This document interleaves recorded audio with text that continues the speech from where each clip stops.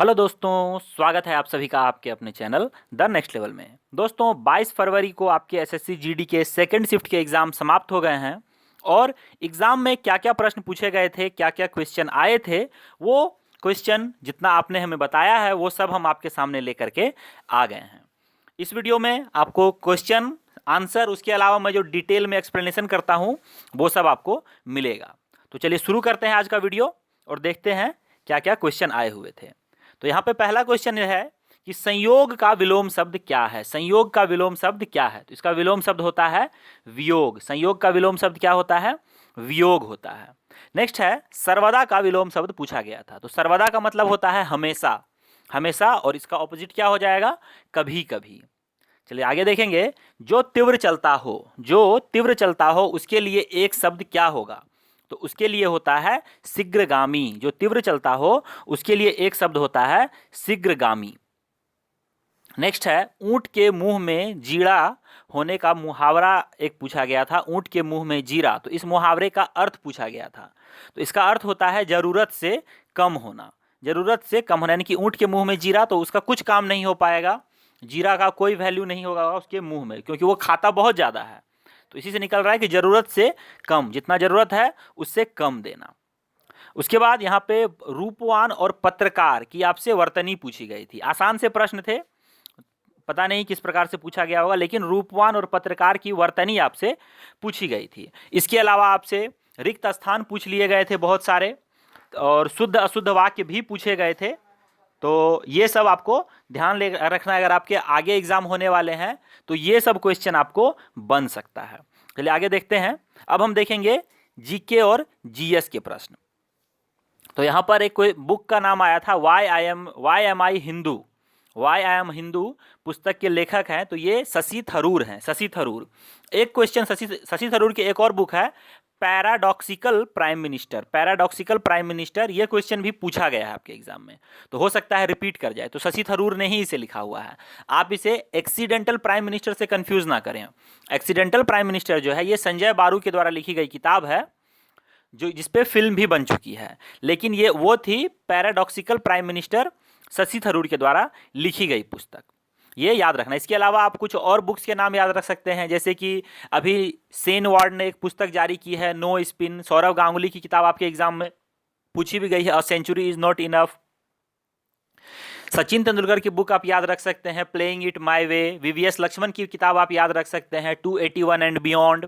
सानिया मिर्जा की पुस्तक आई थी as against the odds. Maria Sharapova की भी एक पुस्तक आई थी the unstoppable my life so far. तो ये सब किताबें आप याद रखें, क्योंकि जो इंपॉर्टेंट पर्सन होते हैं उनके किताबें आपको पूछ ली जाती हैं। चलिए आगे देखते हैं अगला प्रश्न यहाँ पे कि किस अनुच्छेद के तहत 14 वर्ष के बच्चे, यानी कि 14 वर्ष से कम उम्र के बच्चे कारखाना में कार्य नहीं कर सकते हैं। यानी कि 14 वर्ष तक के बच्चे कारखाने में कार्य नहीं करते, तो होता है 24। आपको पता होना चाहिए कि हमारा जो अनुच्छेद है वो 23 और 24 जो है वो मौलिक अधिकार प्रदान करता है शोषण के विरुद्ध। मौलिक अधिकार, शोषण के विरुद्ध मौलिक अधिकार प्रदान करता है। तो इसीलिए आपको याद रखना, जिसमें 23 क्या है? 23 है बंधुआ मजदूरी। जैसे कि हम किसी व्यक्ति की खरीद बिक्री करते हैं, उसे अपने घर में बांध के रखते हैं, उसका यूज करते हैं और उससे गुलामी खटवाते हैं, जैसे प्राचीन काल में होता था। तो वो सब नहीं चलेगा, अब उसके लिए यहाँ पे कानून बन गया है। तो आपके पास जो संविधान में है 6 मौलिक कर्तव्य दिए गए हैं। कौन सा है? समानता का अधिकार एक है आपके पास, तो वो 14 से 18 तक चलता है। समानता का अधिकार 14 से 18 तक चलता है। स्वतंत्रता का अधिकार भी मिला हुआ है आपको, अनुच्छेद 19 से 22 तक। और उसके बाद शोषण से विरुद्ध अधिकार, जिसमें 2 प्रकार के शोषण आपको मैंने बता दिया है। 23 है बंधुआ मजदूरी के खिलाफ, और 24 है कि बच्चों को आप 14 वर्ष तक के बच्चों को आप कारखानों में काम नहीं करवा सकते, उनका शोषण नहीं कर सकते। 23-24। 25 से लेकर 28 तक धार्मिक स्वतंत्रता है, जिसमें आप कोई भी धर्म, कोई भी जाति के लोग हो सकते हैं। और उसके बाद 5वां है संस्कृति और शिक्षा संबंधी अधिकार, जो कि आपको 29 और 30 में मिला हुआ है, 29 और 30 में। और संवैधानिक अधिकार भी आपको मिला हुआ है अनुच्छेद 32 में। तो ये सब इंपॉर्टेंट है, आप अगर याद रखेंगे तो एग्जाम में पूछ रहा है, क्योंकि मौलिक अधिकार से क्वेश्चन बन ही रहे हैं एग्जाम में। मौलिक अधिकार, मौलिक कर्तव्य रिपीट हो रहे हैं बहुत बार ये क्वेश्चन। आगे देखते हैं कि उच्चतम न्यायालय के लिए न्यायाधीश बनने के लिए उच्च न्यायालय में कितने वर्ष का कार्य होना चाहिए। तो ये क्या है, 10 वर्ष का, कम से कम 10 वर्ष का। अगर आप 10 वर्ष का कर लेते हैं तो फिर आपका जो कॉलेजियम है उच्चतम न्यायालय का वो चुनती है वहाँ पे। तो ये ध्यान रखना है आपको, 10 वर्ष होना चाहिए। चलिए आगे देखते हैं, ऋग्वेद में कितने मंडल होते हैं। तो ऋग्वेद में 10 मंडल होते हैं। और अगर आपसे पूछ लिया जाए कि सूक्त कितने होते हैं तो ये 2018 के आसपास इसमें होते हैं। चलिए आगे देखते हैं अगला क्वेश्चन कि पल्लव वंश की राजधानी क्या थी। पल्लव वंश की राजधानी क्या थी, तो कांचीपुरम थी। पल्लव वंश की राजधानी थी कांचीपुरम। चलिए आगे देखेंगे, भारत में जीएसटी कब लागू किया गया था। तो जीएसटी 1 जुलाई 2017 को लागू किया गया था। तो जीएसटी जो है ये भारत में आई थी किसके समिति पे, ये भी आपसे पूछ लिया जाता है एग्जाम में कि किस समिति के सिफारिश पे आया था जीएसटी। तो ये विजय केलकर समिति थी, विजय केलकर समिति। और जीएसटी बिल सबसे पहला जो बना था तो उसमें जो समिति बनी थी उसके अध्यक्ष क्या थे, कौन थे। तो ये सब क्वेश्चन एग्जाम में पूछे हुए हैं, इसीलिए मैं आपको बता रहा हूँ। असीम दास गुप्ता थे, असीम दास गुप्ता। और जीएसटी जो है ये अनुच्छेद 279A के अंतर्गत आता है, 279A। और जीएसटी परिषद में कुल 33 सदस्य होते हैं। असम था पहला राज्य जिसने जीएसटी को अपनाया था। और अभी पूरे भारत में लगा हुआ है, सिर्फ एक राज्य ने जीएसटी को नहीं अपनाया है, वो है जम्मू कश्मीर। याद रखें, विश्व में अगर हम बात करें जीएसटी की तो सबसे पहले फ्रांस ने जीएसटी चालू अपनाया था 1954 में। और भारत ने जो अपनाया हुआ है ये कनाडा के मॉडल पे है, कनाडा के मॉडल पे। हमने हमारे यहाँ 2 तरह के जीएसटी चलते हैं, स्टेट जीएसटी और सेंट्रल जीएसटी। तो ये भी कनाडा में भी ऐसा ही जीएसटी चलता है।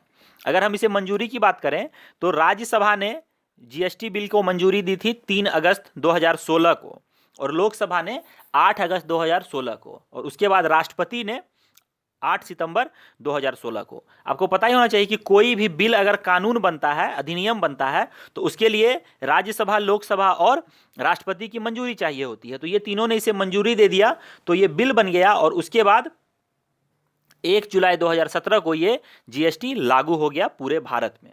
और उसके बाद जैसे जैसे लोगों के जहाँ जहाँ के विधानसभा ने इसे पास करते चले गए वहाँ पे क्या हो गया, वो बिल लागू होता चला गया। एक क्वेश्चन, इतनी चीज़ें मैंने आपको बताई हैं तो एक क्वेश्चन मैं आपसे पूछूंगा कि जीएसटी जो आया है तो ये कौन से संविधान संशोधन के तहत आया है। क्योंकि संविधान में हम कोई भी चीज़ ऐसे ऐड नहीं कर सकते। 279A लगा है तो किस संविधान संशोधन के तहत ये लगा है, इस पर ये आप कमेंट करके बताएंगे।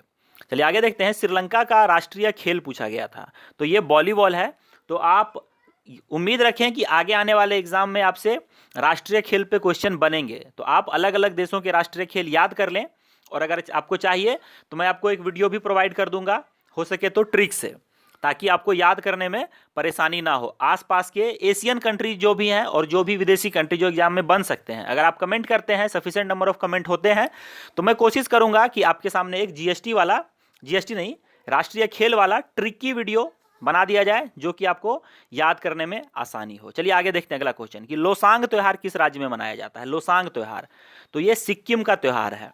और ये जो है सिक्किम का नववर्ष है, न्यू ईयर है। ये हर वर्ष 19 दिसंबर को मनाया जाता है, 19 दिसंबर को, याद रखें आप। और ये जो है लेपचा और भूटिया नामक जो जनजातियां हैं सिक्किम की, उनके द्वारा मनाया जाता है, ये ध्यान रखें आप। अगला क्वेश्चन है कि रेगिस्तान में उगने वाले पौधों को क्या कहते हैं। तो उन्हें जीरोफाइट्स कहा जाता है। मरुस्थलीय पौधे जो होते हैं उन्हें जीरोफाइट्स कहा जाता है। तो ऐसे क्वेश्चन कुछ आपके एग्जाम में बन सकते हैं, तो मैं आपको कुछ बता देता हूं। ये ठंडे प्रदेश में जो पौधे उगते हैं उन्हें हम मेसोफाइट्स कहते हैं। क्या कहते हैं? मेसोफाइट्स। और दलदली क्षेत्र में अगर कोई पौधा उगता है तो उसे हम हाइड्रोफाइट्स कहते हैं।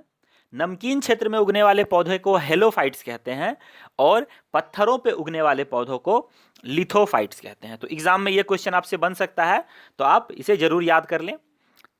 आगे देखते हैं कि 2018 में रोमन मैग्सेसे पुरस्कार किसे दिया गया था। तो ये 2 भारतीयों को दिया गया था, भरत वाटवानी और सोनम वांगचुक। भरत वाटवानी जो हैं ये साइकाइट्रिस्ट हैं, ये किसी भी व्यक्ति का दिमाग ठीक करते हैं। और इनको इसीलिए दिया गया था क्योंकि जो रोड पे चलते हुए पागल लोग होते हैं उनका ये दिमाग ठीक करते थे।